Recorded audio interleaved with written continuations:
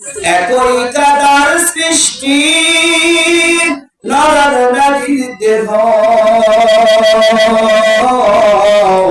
তবু কেন পৃথক এত বলতে পারো কেহ? নারীর কেন মচ হয় না, বলে পড়ে, নারীর কেন মচ হয় না, মুখে হয় না দাড়ি, কণ্ঠ তাদের মধু মাখা, মায়ের বুকে মধুরাহারি। কালেমা পড়ি লা ইলাহা ইল্লাল্লাহ, লা ইলাহা ইল্লাল্লাহ, লা ইলাহা ইল্লাল্লাহ, মুহাম্মাদুর রাসূলুল্লাহ সাল্লাল্লাহু আলাইহি ওয়াসাল্লাম। আমার ভাইরা, এই ইলম শিখলে কি লাভ হবে? ইলম শিখলে কি লাভ হবে? ইলম ওয়ালাদের মর্যাদা কি রকম হবে? আল্লাহ পাক বলেন, আল্লাযীনা আমানু মিনকুম ওয়াল্লাযীনা উতুল ইলমা দারাজাত। আল্লাহু আকবার।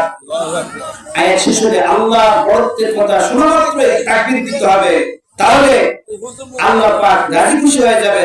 তাহলে আল্লাহ পাক বলতেছেন, নিশ্চয় যারা ঈমান আনবে, যারা ঈমান আনবে, ঈমান আনার পরে ওয়াল্লাযীনা উতুল ইলমা, আর যারা ইলম অর্জন করবে, ইলমে দ্বীন শিক্ষা করবে, ইলমকে সংরক্ষণ করবে, ইলমকে প্রসার করবে, ইলম মানুষের কাছে পৌঁছায় দিবে, তো আল্লাহ তাআলা তাদের মর্যাদাকে আল্লাহ তাআলা উঁচু স্থানে পৌঁছায় দিবে। তাদের মর্যাদা দুনিয়াতেও বাড়বে, আখিরাতেও তাদের মর্যাদাকে আল্লাহ তাআলা সর্বোচ্চ স্থানে পৌঁছায় দিবেন। তাদের মর্যাদা, সুবহানাল্লাহ, সুবহানাল্লাহ। এই দুনিয়াতে সবচেয়ে সম্মানিত ব্যক্তি কারা বলেন তো? আপনারা দিন থেকে বলেন, সম্মানিত ব্যক্তি কারা?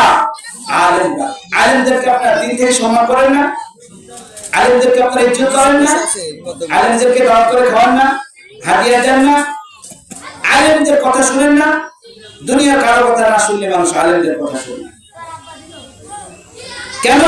যেটা আল্লাহর তরফ থেকে আল্লাহ পাক বলছেন যে আমার কোরআনের ইলম যারা সংরক্ষণ করবে, আমার নবীর হাদিসের ইলম যারা সংরক্ষণ করবে, তাদেরকে আল্লাহ তাআলা সম্মানিত করবে। এটা হলো আল্লাহ তাআলার ওয়াদা। আল্লাহ পাকের কি ওয়াদা? আপনি কি চান না কোরআন কি জন্য এসেছে দুনিয়াতে? কোরআন এসেছে, কোরআনের সবচেয়ে বড় উদ্দেশ্য হলো যে কোরআন মানুষকে চির শান্তি, চির মুক্তির পথ দেখাবার জন্য এই পৃথিবীতে এসেছে। সমস্ত নবী রাসূলগণ এবং কোরআন এসেছে মানুষকে চির শান্তি, চির মুক্তির পথ দেখাবার জন্য, না অস্থায়ী শান্তি, অস্থায়ী মুক্তির জন্য, না চির মুক্তির জন্য। চির শান্তি আর চির মুক্তির পথ দেখাবার জন্য কোরআন এসেছে। তো দুনিয়ার যেগুলো, এই যে বাল্ব, বিজ্ঞানের আবিষ্কার, এই যে মাইক, লাইট, মোবাইল, এগুলো সব হলো বিজ্ঞানের আবিষ্কার। এগুলোর কথা কোরআনে নাই। এগুলোর কোনো বর্ণনা কোরআনে আছে? নাই। কেন নাই?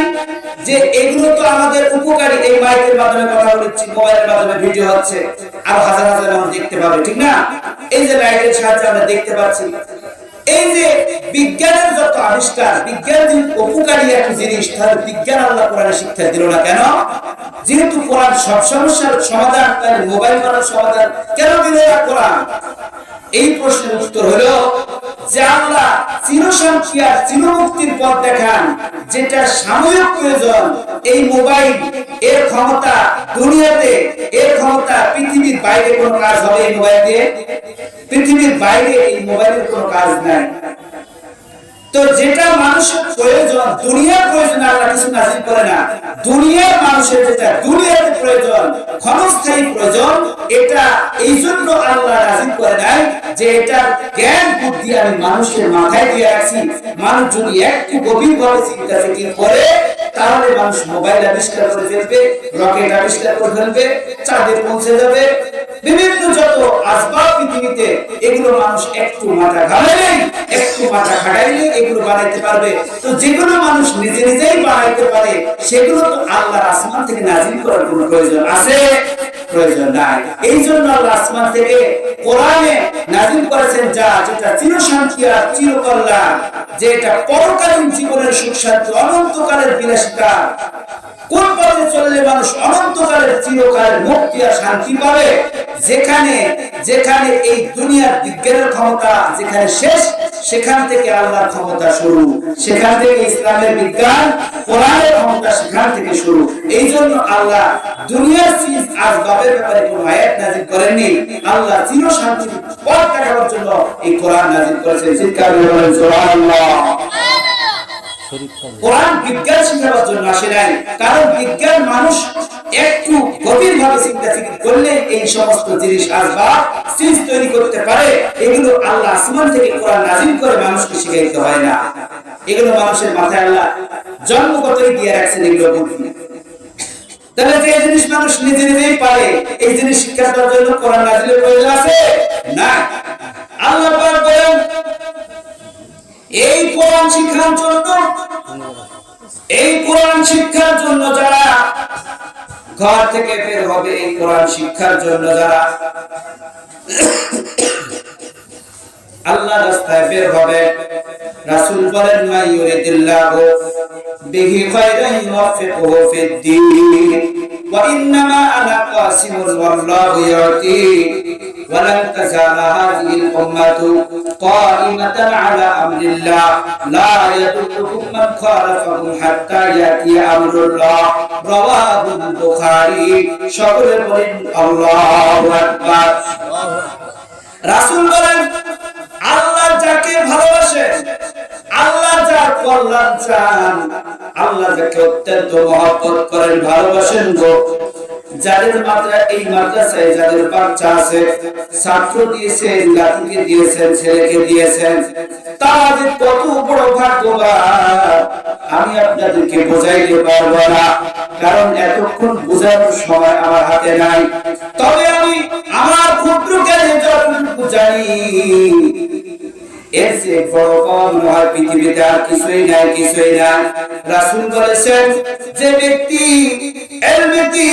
আল্লাহ তাকে শিকার তৌফিক দেন, আল্লাহ যাকে বিশেষ করে মহব্বত করেন, ভালোবাসেন, এই পৃথিবীতে সর্বোচ্চ সম্মানের আসনে যাকে বসাইতে চান, আল্লাহ তাকে এলমে দ্বীন শিখার তৌফিক দান করেন। সুবহানাল্লাহ।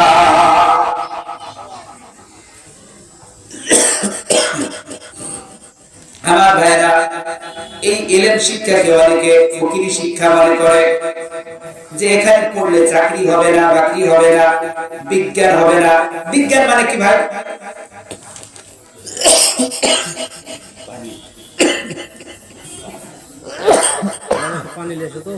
বিজ্ঞান মানে কি?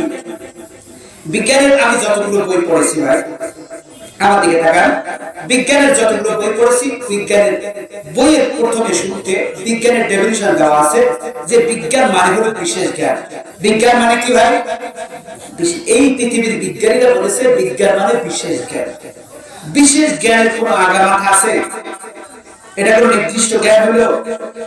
এই কথাটার কোনো আগামাথা আছে? এটা কি পূর্ণাঙ্গ কথা হলো? বিশেষ জ্ঞান কি বিষয়? বিশেষ জ্ঞান শুধু বিশেষ জ্ঞান, এটা কোনো ডেফিনিশন নয়। আসল ডেফিনিশন হলো, আসল সংজ্ঞা হলো এটা মাদ্রাসা বোর্ডের পাঠ্য তালিকায়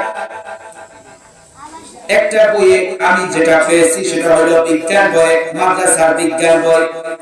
ওখানে বিজ্ঞানের ডেফিনিশন সংজ্ঞা দেওয়া আছে, এটা যে বিজ্ঞান বলা হয় তাকে যে কোন জিনিসের নাম, কোন জিনিসের কর্মক্ষমতা, কোন জিনিসের পরিপূর্ণ পরিচয়, কোন জিনিসের পরিপূর্ণ ফলাফল জানার নামকে বিজ্ঞান বলে। এই জিনিসটা কি, এর ক্ষমতা কি, এর কাজ কি, এর ফলাফল কি, সর্বশেষ এই সব কিছু মিলে পূর্ণাঙ্গ একটা বিষয়ের, একটা জিনিসের পূর্ণাঙ্গ তার পরিচয়, পূর্ণাঙ্গ ফলাফল বের করার নাম হলো বিজ্ঞান। এই পৃথিবীর যত বিজ্ঞানী ছিল, হাজার বছর ধরে পৃথিবী পৃথিবীর বিজ্ঞানীদের একটা ইচ্ছা ছিল, তারা চাঁদে যাবে। কোথায় যাবে? চাঁদে যাবে। চাঁদে গিয়ে তারা বসবাস করবে। পৃথিবী ভারসাম্যতা নষ্ট হচ্ছে, এত মানুষ আর পৃথিবী নিতে পারবে না, এই পৃথিবী ধ্বংসের দিকে যাচ্ছে। এই পৃথিবীর মানুষ কিভাবে চাঁদে যাওয়া যায়, চাঁদে গিয়ে কিভাবে বসবাস করা যায়, এই জন্য পৃথিবীর হাজারো বিজ্ঞানীদের মধ্যে কৌতূহল ছিল কিভাবে চাঁদে যাওয়া যায়। একটা আশা ছিল তারা চাঁদে যাবে কিভাবে, চাঁদে কিভাবে বসবাস করবে। 2 নম্বর আশা ছিল বিজ্ঞানীদের চাঁদের মাটিতে কিভাবে ফসল ফলানো যায়, যাতে দেশে খাদ্যের অভাব দূর হয়ে যায়, চাঁদের মাটিতে তারা ফসল করবে। এই আশা ছিল বিজ্ঞানীদের হাজার বছর ধরে। এই আশা পূরণ করার জন্য